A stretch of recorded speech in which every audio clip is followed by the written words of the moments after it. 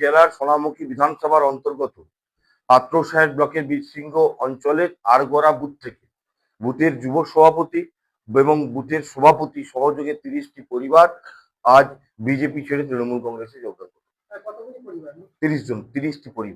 30টি পরিবার বিজেপি ছেড়ে তৃণমূল কংগ্রেসে যোগদান করে।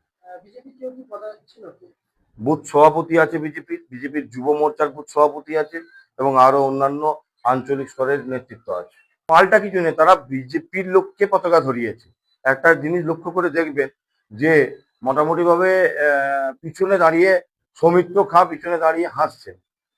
যখন যোগদান পর্ব চলছে তখন সৌমিত্র খাঁ পিছনে দাঁড়িয়ে সৌমিত্র খাঁ হাসছেন। মানে কি, এটা বিজেপির লোকরাই বিজেপির পতাকা ধরছে। তাই এই পরিবারগুলো বললো এরা প্রহসন করছে। কখনো SIR এর নামে আমাদের ভোট নিয়ে আমাদেরকে নাগরিকত্ব পরিচয় পর্বের লাইনে দাঁড় করাচ্ছে, কখনো 100 দিনের কাজের টাকা বন্ধ করছে, কখনো প্রধানমন্ত্রী আবাস যোজনার টাকা বন্ধ করছেন, কখনো প্রধানমন্ত্রী গ্রাম সড়ক যোজনার টাকা বন্ধ করছেন, কখনো জল জীবন মিশনের টাকা বন্ধ করছেন। পশ্চিমবঙ্গবাসী কি দোষ করেছে? পশ্চিমবঙ্গবাসীকে হেন পশ্চিমবঙ্গবাসীর বিরুদ্ধাচরণ অবদমিত করার যে ঘৃণ্য প্রয়াস, তার বিরুদ্ধে তীব্র প্রতিবাদ জানিয়ে আজ তারা বিজেপি ছেড়ে তৃণমূল কংগ্রেসে যোগদান করবে। দেখুন, যোগদান নয়, তারা স্বইচ্ছায় যোগ দিয়ে উন্নয়নের কাজে তারা হাত লাগাতে আসছে। তারা বলছে তৃণমূল কংগ্রেসকে আবার চতুর্থবারের জন্য প্রতিষ্ঠিত করতে হবে, মমতা বন্দ্যোপাধ্যায়কে আবার চতুর্থবারের জন্য মুখ্যমন্ত্রী চেয়ারে বসতে হবে।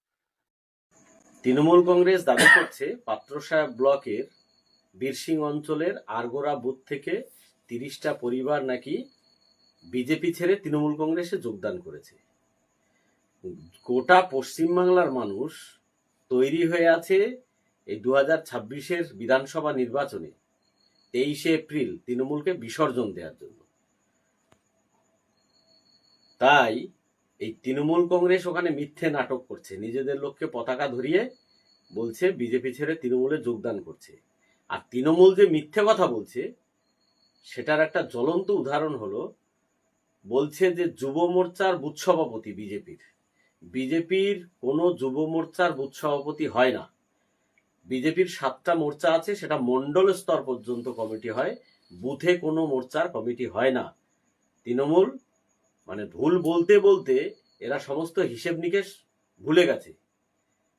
তো এখন পশ্চিমবাংলার মানুষের একটাই স্লোগান, সেটা হলো পাল্টানো দরকার, চাই বিজেপি সরকার। এই তৃণমূলকে 23 এপ্রিল বিসর্জন দেবে, এরা বুঝে গেছে।